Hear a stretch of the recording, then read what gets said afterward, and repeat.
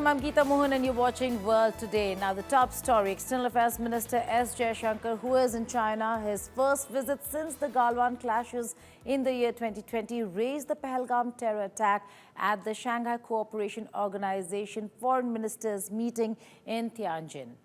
Now, Jaishankar stressed the need for the group to take an uncompromising position on terrorism. The minister said Pahalgam terror attack was deliberately conducted to undermine the tourism economy of Jammu and Kashmir while sowing a religious divide.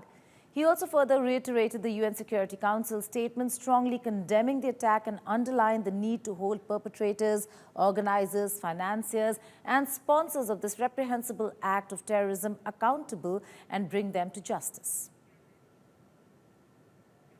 Now, our colleague Pranay Upadhyay joins me for more on this. Pranay, a very important statement. We were discussing Jaishankar's visit to China yesterday as well. No statement, no mention of terrorism during the bilateral with China, but certainly at the SCO platform. Indeed, at the SCO platform, but as well as during the bilateral meeting, External Affairs Minister Dr. Jaishankar did mention the issue of dealing the extremism, the terrorism during his meeting with his Chinese counterpart Wang Yi. And this meeting and this SCO summit, SCO foreign ministers meeting is happening at a time when India is at every forum, at every platform. India is raising this issue, especially post-ops in Geeta. You know that we have sent out the parliamentary delegation, and even at various levels, Prime Minister Narendra Modi also mentioned the issue, the menace of terrorism, and how it should be dealt. So similarly, pursuing the same line, External Affairs Minister Dr. Jaishankar also mentioned during his remark in the SCO foreign ministers meeting, and he did mention, as you rightly pointed out, that there should be a zero tolerance policy against terrorism, how the menace of terrorism should be handled. He also underlined a very important point here, that for any regional cooperation organization, or for any regional organization to succeed, it is important to build trust, and to build trust, it is very important to have to have a joint policy in dealing problems like terrorism. And he did mention about the non-cooperation among the SCO states as far as the transit of trade goods are concerned. We have seen how Pakistan has blocked the transit of trade materials and the aid materials to Afghanistan. So he did highlight that issue as well. Right. Pranay, also the larger picture over here. You were reporting, and you were first to report on when the defense ministers had met at the SCO. There was no consensus. India-Pakistan held SCO hostage to the rivalry on the issue of Balochistan by Pakistan and Pahalgam by India. It seems like there's no consensus at the table even during the foreign ministers meeting. Yes, Geeta, there is no consensus in terms because there is no joint statement. But we have been told by the sources in government that it has been for a while that the SCO foreign ministers meeting has not come out with a statement for some meetings in the past. Might have given out issued the statement, but since last many years this has been a kind of a precedent. But in fact, as you and I were discussing, that any country who's a host of any bilateral or a regional cooperation organizations meeting would definitely try and have a consensus and come out with a joint statement. But here also I believe that terrorism or the Pakistani tactics to evade the responsibility and accountability on the issue of terrorism might have played spoil sport, and that's why there could not be a consensus statement as far as the issue of terrorism is concerned, or the joint statement is concerned. But in fact, India did raise this issue, and India has also said this thing in unequivocal terms, that this is a menace for the global peace, and this should be dealt with hard approach, and anything to deal with this menace, we need to have a zero tolerance policy. We need to have a joint policy, and all those who are responsible, those who are perpetrators of the terrorism, need to be held accountable at least. And this has been a UN resolution. External Affairs Minister Jaishankar did mention about the UN resolution, and it becomes an accountability. It becomes a responsibility of the member states as well. Pakistan, that is a member of SCO as well, and member of the United Nations, member of many regional organizations. But Pakistan has always been evading. And this is also a kind of a statement from the Chinese soil, Geeta, that we have also shown a mirror to China and its policy, because Chinese have been blocking the designation of UN terrorists like Hafiz Saeed or Masood Azhar, Zakir Rahman Lakhvi. We have seen many instances. Absolutely, Pranay. Joint statements aside, whether there's consensus or not over there, it does seem like with India and Pakistan in the room, any multilateral fora is now held hostage to the rivalry between the two countries. Pranay Upadhyay, thank you so much for joining us with the latest from China. Now, 5 years after the deadly Galwan clash, India and China may be inching toward a reset. In a high-stakes visit to China, External Affairs Minister Jaishankar met President Xi Jinping. More in this report.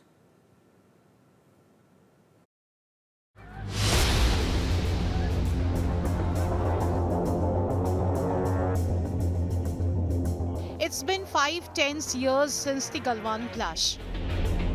And now External Affairs Minister S Jaishankar stepped onto Chinese soil and met President Xi Jinping, signaling a thaw in ties amid ongoing tensions.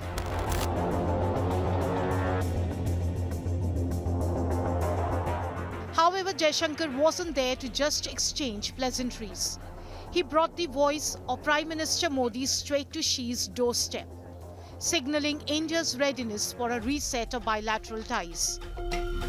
Before meeting Xi, Jaishankar had met Chinese Foreign Minister Wang Yi, pushing hard on de-escalation at the volatile line of actual control. The message: peace is non-negotiable and so is respect.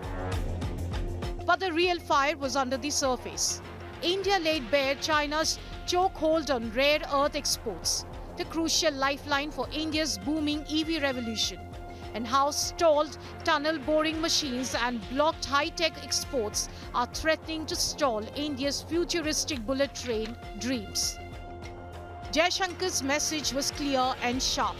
Break down these trade barriers, lift the roadblocks, and let cooperation bloom for the sake of billions on both sides. As neighboring nations and major economies in the world today, there are various facets and dimensions of our ties. Measures towards normalizing our people-to-people exchanges can certainly foster mutually beneficial cooperation. It is also essential in this context that restrictive trade measures and roadblocks are avoided. I hope to discuss these issues with you in further detail. India's tough talk underlines the fact that it will no longer accept the dragon's attempts to cow down its neighbors. A stance recently exemplified by its public support to the Dalai Lama's succession announcement, as well as Arunachal Chief Minister's bold statement that India shares its borders with Tibet and not China. As Prime Minister Modi's visit to China looms this September, both sides appear to be cautiously navigating a path forward. Will it be a new dawn or another round of shadows? Only time will tell. Bureau Report, India Today. Now, President Trump is left with another 3 years, but social media is rife with rumors of who the next president will be. Vice President JD Vance took to social media Blue Sky with a post, and I quote, "I've got an exciting announcement about my political future. Hashtag Trump 2028. He posted a photo of him in a red Trump 2028 cap. Speculations are that the Ohio Republican is preparing himself for the position of the United States president once Donald Trump completes his second and final term. According to a new Emerson College polling survey, Vance is a potential Republican presidential candidate. Vance's tie-breaking vote in the Senate for Trump's big, beautiful bill has come under heavy backlash from the Democrats. Now, United States President Donald Trump has threatened to impose steep trading restrictions on Russia unless a peace deal with Ukraine is reached within 50 days, as he announced an agreement with NATO allies to send more weapons to Kyiv. The announcements marked a shift in U.S. foreign policy as Trump's endorsement of Ukraine comes just weeks after Washington announced it would pause weapons sales to Kyiv. So based on that, we're going to be doing secondary tariffs if we don't have a deal in 50 days. It's very simple. And they'll be at 100%.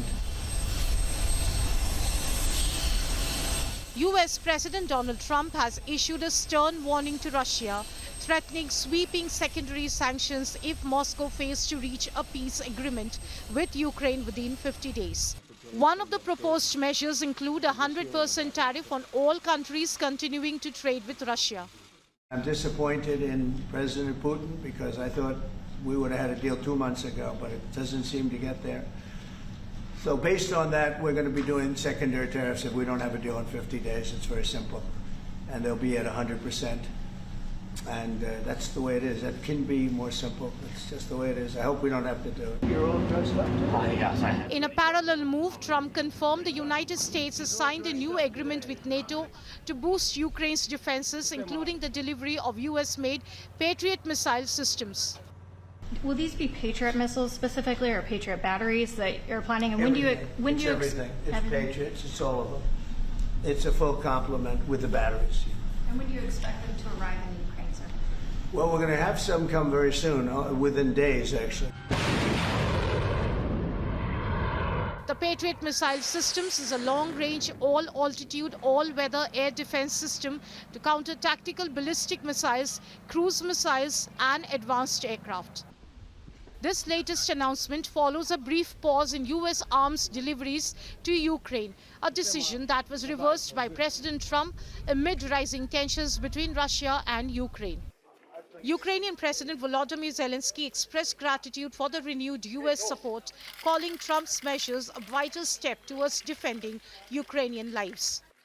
Я вдячний президенту Трампу. I'm grateful to President Trump for his readiness to help protect our people's lives. This war continues solely because of Russia, solely because of Putin's desire to prolong it, to drag it out. Russia is trying to make the war seem like the new normal. Намагається зробити війну начебто новою нормою. Meanwhile, the Kremlin said that President Trump's recent statements are serious and require analysis. Заявление президента США весьма серьезное. The statements by the US President are quite serious. Some elements appear to be personally addressed to President Putin. We certainly require time to analyze what was said in Washington. When and if President Putin deems it necessary, he will undoubtedly comment on that. Обязательно прокомментирую. Recently, President Trump has repeatedly criticized Russian President Vladimir Putin for ignoring US-led efforts to broker a ceasefire. With Neha Kumari, Bureau Report, India Today. While Trump and Musk are still at war, a multi-million-dollar deal has been signed by the Pentagon to begin using Elon Musk's artificial intelligence chatbot, Grok. It is part of government's effort to use AI tools. The deal was announced by Musk's company, xAI, but it comes days after backlash against Grok for anti-Semitic posts, including praise for Adolf Hitler on X. The new deal will give U.S. government departments access to Grok 4, the latest version of the chatbot. Pentagon said such contracts will be given to Anthropic, Google, and OpenAI as well. This deal with Musk's AI company comes amid fallout between Musk and Trump. Musk was appointed head of Doge after Trump came into power. The rift between Musk and President Trump widened when the Tesla CEO criticized Trump's domestic Big Beautiful Bill. After the bill was passed, Musk even announced the launch of his own political party, the America Party. Trump had even suggested that he might deport Musk. Former Israeli Prime Minister Ehud Olmert issued a scathing condemnation of the plan to construct a so-called humanitarian city in Gaza, warning that it would amount to nothing less than a concentration camp for Palestinians. Olmert's comments are in response to the plan outlined by Israeli Defense Minister Israel Katz and backed by Prime Minister Benjamin Netanyahu to relocate approximately 600,000 Palestinians and eventually Gaza's entire population of over 2 million into a purpose-built zone on the ruins of Rafah. He said, and I quote, "It is a concentration camp. I'm sorry." He said that to Guardian and that the restrictions it would impose upon movement, Palestinians would only be allowed to leave for other countries, would transform the camp into a tool of forced displacement. He again added, and I quote, "If they will be deported into the new humanitarian city, then you can say that this is part of an ethnic cleansing." Olmert accused Israel of already having committed war crimes in both Gaza and West Bank and warned that the creation of such a camp would represent a significant escalation. While he did not describe the current military campaign as ethnic cleansing, he said that constructing a sealed-off city for Palestinians would change that assessment.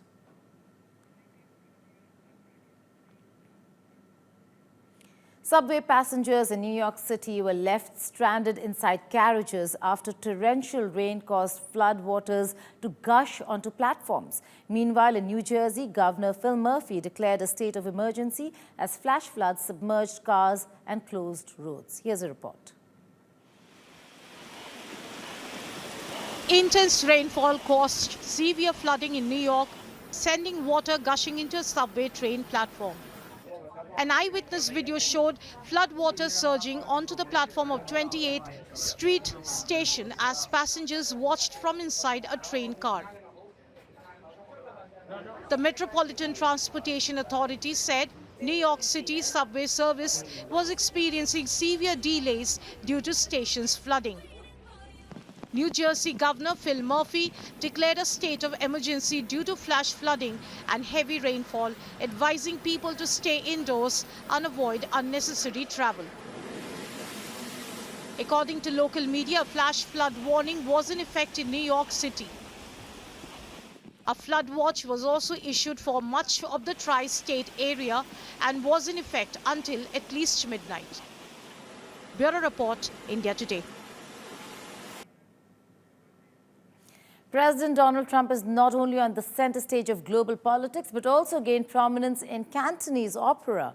Donned in blue suit and red tie, an almost Chinese look-alike of President Donald Trump spars with a man dressed like Ukrainian President Volodymyr Zelensky.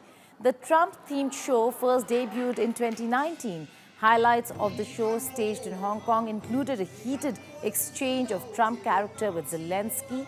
The 3.5-hour show starts with Ivanka Trump's dream. She dreams of her father's fictional twin brother living in China named Chuan Pu, a transliteration in Mandarin of the name Trump. Chuan comes to the United States, where Trump is campaigning for re-election. After Trump is abducted by aliens, Ivanka asks Chuan to pretend to be Trump to keep the nation together amid a trade war with China. Cantonese opera composer Edward Lee Kwee-ming says he chose the President of the United States of America as his character because of his influence globally.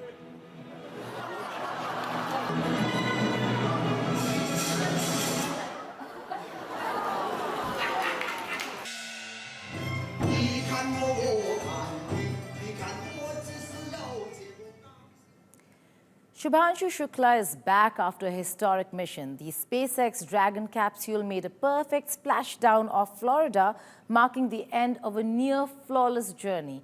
As Shucks begins his 7-day rehab, we decode what this means for India's space dreams. But first, a look back at his incredible journey.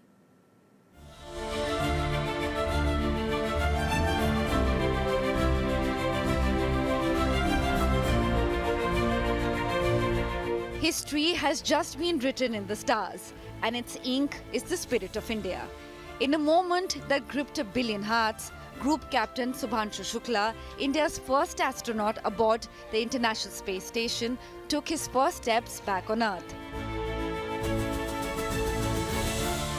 At exactly 3:01 p.m. Indian Standard Time, the SpaceX Dragon capsule pierced through Earth's atmosphere, blazing a fiery trail of glory before splashing down off the California coast near San Diego.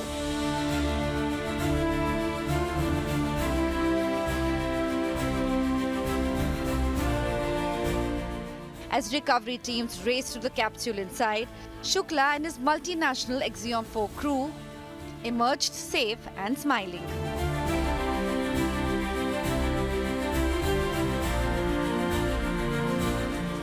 Back in Lucknow, emotion overflowed. The Shuklas left overwhelmed with tears, prayers and pride.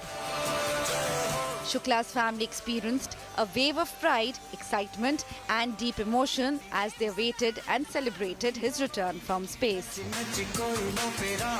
The family closely followed every development, glued to live updates, offering prayers and preparing for his homecoming with both joy and reverence. भगवान से मन ही मन प्रार्थना कर रहे थे कि सुरक्षित लैंडिंग हो जाए, सुरक्षित लैंडिंग हो। हम लोग कभी रोंगटे खड़े हो जिस वक्त हम रिपोर्ट कर रहे थे। आप ही बताइए कि कितनी बड़ी प्रेरणा शुभांशु बन गए हैं। प्रेरणा तो बन ही गए सबके पूरे संसार के लिए, दुनिया के लिए, भारत के लिए, सबके लिए। डर था हल्का सा भी? नहीं, अब कोई डर नहीं है। His father, Shambhu Dayal Shukla, spoke of overflowing pride. ठीक ठाक रहा, सब बढ़िया रहा, बहुत अच्छा रहा और लैंडिंग अच्छी तरह हो गई। ये बहुत खुशी की बात है हम लोगों के लिए और देशवासियों के लिए, सबकी जो है खुशी की बात है। बेटे से मिलना है जल्दी? बस बेटे से मिलना है। बेटे से कब तक उम्मीद है? अब ये 15 दिन कभी। क्या कहेंगे बेटे से? एक आखिरी सवाल। अब बेटे को गले लगाएंगे, उसको आशीर्वाद देंगे।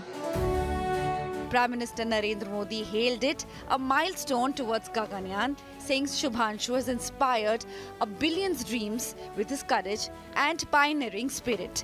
And in New Delhi, the emotion was no less electric. Joining the celebrations was Union Minister of Science and Technology and Space, Dr. Jitendra Singh.